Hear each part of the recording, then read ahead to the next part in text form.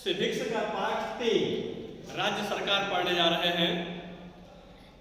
इस संदर्भ में आप लोगों को बताना है कि संघीय शासन व्यवस्था में सरकार कम से कम 2 स्तर पे काम करती है। संघीय सरकार क्या है, इस संबंध में आगे की कक्षाओं में हम लोग पढ़ेंगे। अभी केवल ये जानना है कि संघीय सरकार की व्यवस्था भारत में भी अपनाई गई है और इसमें सरकार के कम से कम 2 स्तर होते हैं और यह व्यवस्था अपने देश में भी लागू है। तो इस सरकार के 2 स्तर में एक स्तर होता है केंद्र सरकार या संघ सरकार, जो कि संपूर्ण देश की व्यवस्थाओं को संचालित करने का काम करती है, उसे देखने का काम करती है। सारे देश की व्यवस्थाएं इस सरकार के माध्यम से संचालित होती है। यह केंद्र सरकार या संघ सरकार के नाम से जानी जाती है। दूसरे स्तर की सरकार है राज्य सरकार, जो हम लोग का ये चैप्टर है, चैप्टर 3 राज्य सरकार के बारे में हम लोग अभी पढ़ रहे हैं। तो राज्य सरकार में कौन कौन शामिल होते हैं, तो बताया गया है कि राज्य स्तर की सरकार के प्रमुख जो होते हैं वह राज्यपाल होते हैं। राज्यपाल, लेकिन यह ध्यान देना है कि यह संवैधानिक रूप से प्रमुख होते हैं। अर्थात कहने का मतलब कि प्रमुख ये संवैधानिक रूप से हैं, लेकिन इनके सारे अधिकार का उपयोग जो है वह मंत्रिपरिषद के प्रमुख अर्थात मुख्यमंत्री अपने सदस्यों की सहायता से, मंत्रिपरिषद की सहायता से पूर्ण करने का काम करते हैं। तो राज्यपाल हो गए संवैधानिक प्रमुख,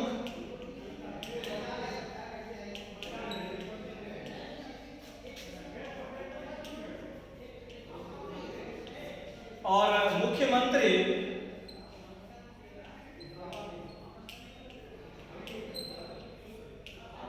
व्यवहारिक प्रमुख।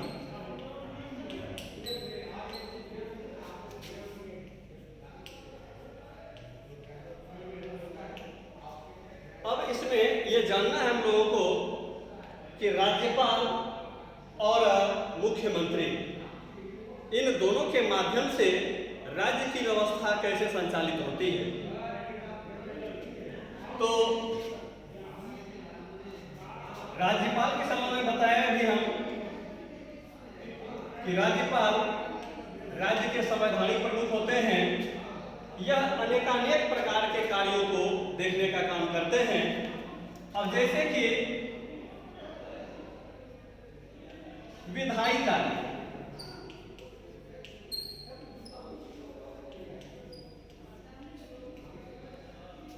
विधायी कार्य का क्या अर्थ है कि नियम कानून से संबंधित जो राज्य स्तर की व्यवस्था बनेगी, जो कानून बनाए जाएंगे, वह उसमें राज्यपाल की क्या भूमिका होगी। तो ऐसे राज्यपाल स्वयं कोई कानून तो बनाते नहीं हैं। कानून बनाने का काम राज्य विधायिका का है, जो विधानमंडल के नाम से जानी जाती है। पूर्व के चैप्टर में हमने आपसे चर्चा की है कि विधानमंडल कुछ एक राज्यों में द्विस्तरीय होती है, द्विसदनीय व्यवस्था होती है, कुछ एक राज्यों में एक सदनीय व्यवस्था है। तो व्यवस्था चाहे द्विसदनीय हो अथवा एक सदनीय हो, उस सदन के माध्यम से जो कानून पारित होते हैं, जो विधेयक कानून का रूप धारण करते हैं, वह कानून तभी बन पाता है जब उस पर राज्यपाल की स्वीकृति प्राप्त हो जाती है।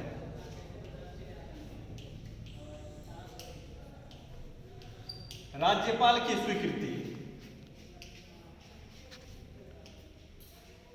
अर्थात राज्यपाल जब तक अपनी सहमति ना दे दें, अगर सदन द्विसदनीय है तो विधानसभा से पास होने के बाद, विधान परिषद की स्वीकृति के बाद वह राज्यपाल के पास स्वीकृति के लिए वह विधेयक भेजा जाता है।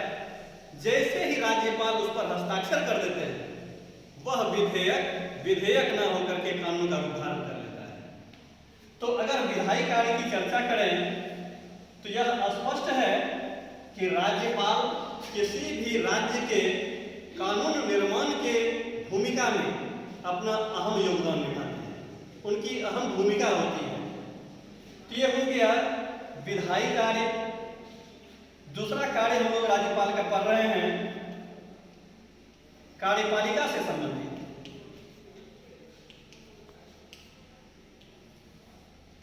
कार्यपालिका से संबंधित क्या कार्य है राज्यपाल के? तो प्रारंभ में ही हमने कहा है कि राज्यपाल जो है वह राज्य के संवैधानिक प्रमुख है, सबसे बड़े प्रमुख वही जाने जाते हैं। तो अगर कार्यपालिका से संबंधित बातों की चर्चा करते हैं तो राज्य में जितने भी प्रमुख पद हैं, चाहे मुख्यमंत्री की नियुक्ति की बात हो, मंत्री परिषद के सदस्यों के चयन की बात हो, उनके बीच विभागों के बंटवारे की बात हो, सारा कार्य राज्यपाल के नाम से ही होता है। लेकिन भैया बहन एक बात आप ध्यान से यह सुन लें कि अभी मैंने कहा है कि राज्यपाल संवैधानिक प्रमुख होते हैं, अर्थात मुख्यमंत्री के जब चयन की बात होती है तो ऐसा नहीं है कि राज्यपाल जिनको मन चाहे उनको वह मुख्यमंत्री बनाते हैं। यहाँ पर कुछ बाध्यता है, कुछ ऐसी शर्तें दी गई है जिसमें कि राज्यपाल संविधान से बंध करके ही काम करते हैं। कहने का मतलब राज्य विधायिका का जो चुनाव होता है, एमएलए का जब चुनाव किया जाता है, अभी हमारे भी राज्य में, हम लोगों के राज्य में चुनाव होने जा रहा है विधानसभा का, तो इसमें आप देखेंगे कि वर्तमान मुख्यमंत्री भी उस चुनाव में हिस्सा लेंगे।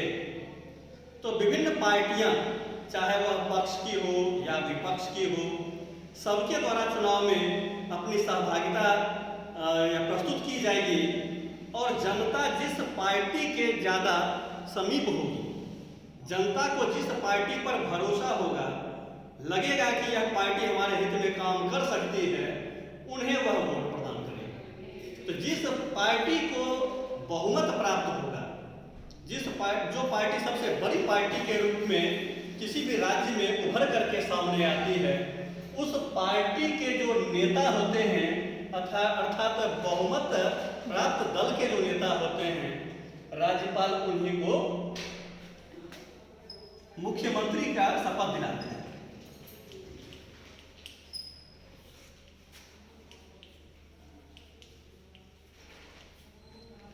तो सुनने में यह लगा कि राज्यपाल चाहे तो जिन्हें भी मुख्यमंत्री बना दें, लेकिन ऐसा है नहीं। राज्यपाल बंधे हुए हैं नियम कानून से, बहुमत दल के नेता को ही वह मुख्यमंत्री बनाते हैं। लेकिन कभी कभी ऐसी स्थिति आती है कि राज्यपाल अपने मन मुताबिक भी किसी पार्टी को अवसर देते हैं। तो वो स्थिति कब आती है?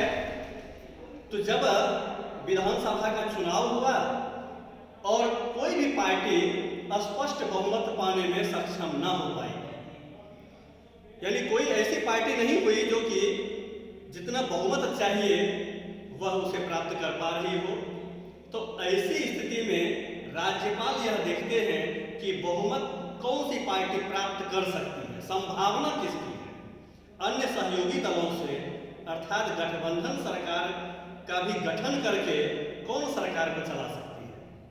तो जिस पार्टी पर राज्यपाल को यह भरोसा होता है, उस पार्टी के नेता को मुख्यमंत्री पद की शपथ देने के लिए उन्हें वह आमंत्रित कर सकते हैं। तो ये हो गया मुख्यमंत्री के चयन से संबंधित बात। अब मुख्यमंत्री के अलावे मंत्री परिषद में जो सदस्य होंगे, जो मंत्री बनेंगे, कोई बनेंगे शिक्षा मंत्री, कोई बनेंगे उद्योग मंत्री, कोई बनेंगे ग्रामीण विकास मंत्री, कोई और प्रकार के मंत्री। तो यह किस व्यक्ति को कौन सा पद दिया जाए, कौन से यह विभाग का प्रमुख बनाया जाए, ये काम भी राज्यपाल के हस्ताक्षर से ही मान्य होता है। लेकिन यहाँ ये ध्यान देने की बात है कि राज्यपाल को इन मंत्रियों के लिस्ट से संबंधित बातों से मुख्यमंत्री अवगत कराते हैं। मुख्यमंत्री के परामर्श पर ही अन्य मंत्रियों को राज्यपाल शपथ दिलाने का काम करते हैं। तो ये हो गया कि विधायी कार्य के संबंध में संवैधानिक प्रमुख राज्यपाल है। कार्यपालिका की भी बात करते हैं, कार्यपालिका संबंधित अधिकारों की बात, तो इसके भी संवैधानिक प्रमुख राज्यपाल हैं, लेकिन व्यवहार में मुख्यमंत्री की भूमिका ज्यादा महत्वपूर्ण मानी जाती है। इसके अलावे अगर नियुक्ति संबंधित कोई और भी बात देखी जाए। अब जैसे कि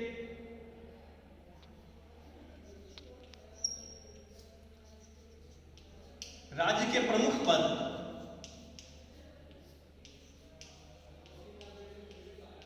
पर नियुक्ति,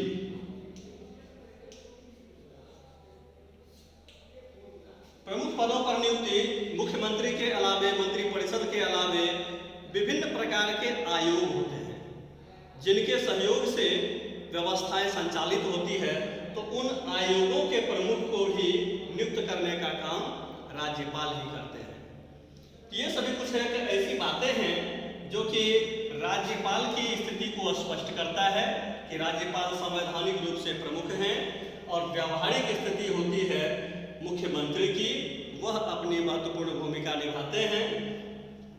अगर इससे संबंधित और भी कुछ बातों की चर्चा कर लें तो ये राज्यपाल से संबंधित बात हो गई। अब मुख्यमंत्री की चर्चा अगर करते हैं हम तो इस संबंध में कुछ बातों की मैं चर्चा करने जा रहा हूं।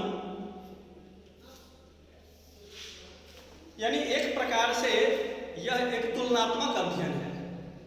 राज्यपाल और मुख्यमंत्री इन दोनों के बीच का यह तुलनात्मक अध्ययन है कि राज्यपाल जहां किसी भी राज्य के संवैधानिक प्रमुख माने जाते हैं, उसी प्रकार से मुख्यमंत्री अपने राज्य के व्यावहारिक प्रमुख हैं। सारे कार्यों को संचालित करने का दायित्व तो मुख्यमंत्री के जिम्मे है।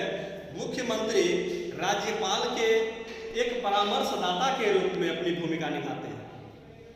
अर्थात राज्यपाल को अगर किसी विषय पर परामर्श की आवश्यकता हो तो वह मुख्यमंत्री से परामर्श करते हैं। मुख्यमंत्री के परामर्श पर ही वह किसी प्रकार के यह ऑर्डिनेंस वगैरह को भी जारी करने का काम करते हैं। तो अब मुख्यमंत्री के संदर्भ में ये चर्चा है कि मुख्यमंत्री कौन बन सकता है, किसे बनाया जाए मुख्यमंत्री। तो सबसे पहली बात तो है कि मुख्यमंत्री पद का जो व्यक्ति उम्मीदवार होगा वह उसकी आयु 25 वर्ष से कम नहीं होनी चाहिए। 25 वर्ष उसकी आयु होनी चाहिए। वह किसी विधानसभा चुनाव में चुनाव लड़ सकता है, लेकिन कभी कभी ऐसी भी होती है स्थिति कि जो उम्मीदवार चुनाव नहीं लड़ा है उसे भी मुख्यमंत्री बनने का अवसर मिल जाता है। वह विधानसभा या विधान परिषद किसी भी सदन का सदस्य न रहते हुए भी मुख्यमंत्री बन सकता है। तो शर्त क्या है कि उसे 6 माह के अंदर किसी भी एक सदन का सदस्य अवश्य चुन लिया जाना चाहिए। ये एक अनिवार्यता है। तो मुख्यमंत्री के संदर्भ में ये बताएं कि यह राज्य का व्यावहारिक प्रमुख है।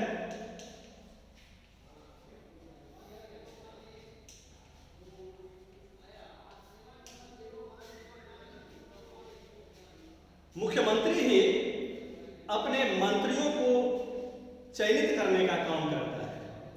भले ही राज्यपाल के हस्ताक्षर से ये अपने पद को ग्रहण करते हैं, लेकिन मुख्यमंत्री की जब तक इच्छा नहीं हो किसी व्यक्ति को उनके मंत्रालय में शामिल नहीं किया जा सकता है। जिस दिन चाहे, जिस वक्त चाहे मुख्यमंत्री अपने किसी भी मंत्री के विभाग में परिवर्तन कर सकते हैं। उस मंत्री को उस पद से हटा सकते हैं, किसी नए व्यक्ति को उस पद पर ला सकते हैं। इसमें कोई ऐसी संवैधानिक बाध्यता नहीं है। मुख्यमंत्री इसके लिए पूर्णतया स्वतंत्र है। तो अभी मैंने आपको बताया कि मुख्यमंत्री बनने के लिए आयु 25 वर्ष, किसी सदन का सदस्य कम से कम 6 माह के अंदर में अवश्य चुन लिया जाना आवश्यक है, और राज्य के व्यावहारिक प्रमुख होने के नाते उनकी बहुत बड़ी भूमिका होती है। तो नेक्स्ट क्लास में हम लोग और कुछ इसके आगे के अंशों की चर्चा करेंगे। तब तक इसे आप तैयार करें। धन्यवाद।